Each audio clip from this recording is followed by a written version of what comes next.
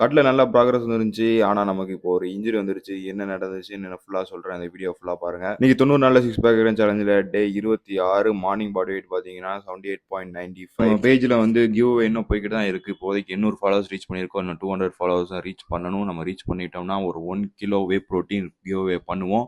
Follow பண்ணி வச்சுட்டு video பாருங்க. வழக்கம் போல தான் மார்னிங் 4 ஹோல் எக்ஸ் சாப்பிட்டுட்டு அதுக்கப்புறம் இன்னைக்கு ரெஸ்ட் அளவா அதனால இன்னைக்கு நம்ம வெளியே கிளம்பிட்டோம். எங்கன்னா குளிய தான். வெளியே இருந்து நம்ம வீடியோ எடுத்துக்கிட்டு இருந்தா நம்ம நண்பர் ரொம்ப வெக்கப்பட்டே இருந்தாரு. வீடியோ எடுக்காதன்னு சொல்லிக்கிட்டே இருந்தாரு. ஆனா நான் வீடியோ எடுத்து போட தான் செய்வேன். அவரால ஒண்ணும் செய்ய முடியாது. அங்க போறதுக்கே ஒரு 45 மினிட்ஸ் ஆகும். அங்க போற வழிலாம் ஃபுல்லா மவுண்டெயின்ஸ் அப்புறம் காடு இந்த மாதிரிலாம் இருந்துச்சு. பார்க்கறதுக்கே நல்லா இருந்துச்சு. அப்புறம் அந்த ஃபால்ஸுக்கு வந்து டிக்கெட் எடுத்து தான் நம்ம உள்ள போகணும். அங்க உள்ள போய் பார்த்தா லைன் அவ்வளோ பெருசா இருந்துச்சு. அவ்வளோ கூட்டம் அங்க. இருந்தாலும் நாங்க வந்ததுனால குளிச்சு தான் ஆகணும். அதனால நாங்க கூட்டத்தெல்லாம் பார்க்காம டிக்கெட் எடுத்து நாங்களும் லைன்ல உள்ள நுழைஞ்சிட்டோம். அப்புறம் அங்கேயே ஒரு 20 நிமிஷம் வெயிட் பண்ணிருப்போம் லைன்ல. அதுக்கப்புறம் வந்து நம்ம மேல வரதுக்கு ஒரு பஸ்ல தான் அவங்க கூட்டு வருவாங்க. அப்புறம் மேல வந்துட்டோம். அப்புறம் ஃபால்ஸையும் பார்த்தா ஃபால்ஸ்லயும் சரியான கூட்டம். இருந்தாலும் என்ன செய்ய முடியும்? ஒண்ணும் செய்ய முடியாது. குளிச்சு தான் ஆகணும்னு உள்ள நுழைஞ்சிட்டோம். அந்த கிளிப்ல எதுவுமே நீங்க என்னைய பார்க்க மாட்டீங்க. ஏன்னா நான் அப்போ வந்து ஷர்ட் போடல. அப்ப நீங்க பார்த்தீங்கன்னா என் ப்ரோக்ரஸ் எப்படி இருக்குன்னு தெரிஞ்சிரும். அதனால தான் அந்த வீடியோ நான் எதுவுமே இன்க்ளூட் பண்ணல. அப்புறம் குளிச்சு முடிச்சுட்டு திரும்பி நம்ம நண்பரை வீடியோ எடுத்தா அப்போ வைக்கப்பட்டாரு. வீடியோ எடுக்காதுன்னு சொன்னாரு. இருந்தாலும் நான் எடுக்க தான் செய்வேன். அதுக்கப்புறம் வந்தாச்சு, குளிச்சாச்சு, முடிச்சாச்சு. அவ்வளோதான். ஒரு அறிவட்டவங்க மட்டும் அங்கேயே நிற்காங்க பாருங்க. ஆனால் நிற்க பாருங்க ஒன்று அவனுக்கு அறிவே கிடையாது.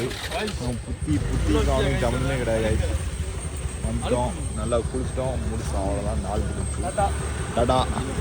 அந்த டாட்டாவோட நான் விலாக முடிக்கணும்னு தான் நினச்சேன். ஆனால் அது முடியலை. ஏன்னா அதுக்கடுத்து தான் இன்ஜுரி ஆச்சு. வெளியே வந்து நாங்கள் மாங்காய் அப்புறம் நான் வந்து பைனாப்பிள் சாப்பிட்டேன். அப்புறம் அங்கே ஒரு குட்டி பூனை இருந்துச்சு. அந்த பூனையை கொஞ்ச நேரம் தூக்கி வச்சு விளாண்டுட்டு அதுக்கப்புறம் வீட்டுக்கு வந்தாச்சு. வீட்டுக்கு வந்து ரைஸன் அப்புறம் பீஃப் தான் நமக்கு செகண்ட் மீல் சாப்பிட்டுட்டு அதுக்கப்புறம் ஒரு குட்டி தூக்கத்தை போட்டாச்சு. இன்னைக்கு ஜிம் எதுவும் கிடையாது. அதனால நேராக டர்ஃபுக்கு போயாச்சு. ஒரு ப்ரோட்டீன் பார் அப்புறம் ஒரு ரெட் புல்லும் குடிச்சிட்டு உள்ளே இறங்கியாச்சு. உள்ளே நாங்கள் மேட்ச்சில் நாங்கள் தான் ஜெயித்தோம். ஆனால் நான் ஸ்டார்டிங்லேயே ஒரு டேக்கிள் போட்டேன். அதில் லைட்டாக கால் வந்து ட்விஸ்ட் ஆயிடுச்சு. அந்த ட்விஸ்ட் ஆகும்போது லைட்டாக டொக்குன்னு ஒரு சவுண்டு கேட்டுச்சு. விளாண்டுக்கிட்டு இருக்கும்போது அந்த இதில் வலி எதுவும் தெரியல. விளாண்டு முடிச்ச பிறகு தான் அப்படியே கொஞ்சம் கொஞ்சமாக வீங்க ஆரம்பிச்சிருச்சு. அதுக்கப்புறம் வெளியே வந்து டீ குடிக்க எல்லாரும் ஒரு கடைக்கு வந்தாங்க. அங்கே வச்சு பார்த்தா கால் பலூன் கணக்காக வீங்கி இருந்துச்சு. இது எப்படி இருக்குன்னு அடுத்தடுத்த வீடியோவில் நான் அப்டேட் பண்ணதேன் இந்த ரிகவரியை. அதுக்கப்புறம் நான் ஒரு பைனாப்பிள் ஜூஸ் குடித்தேன். அதுக்கப்புறம் நேராக வீட்டுக்கு வந்து தூங்கிட்டேன். வேறு ஒன்றுமே செய்யலை. அதோட நாளை முடிச்சாச்சு. நாளைக்கு சந்திப்போம்.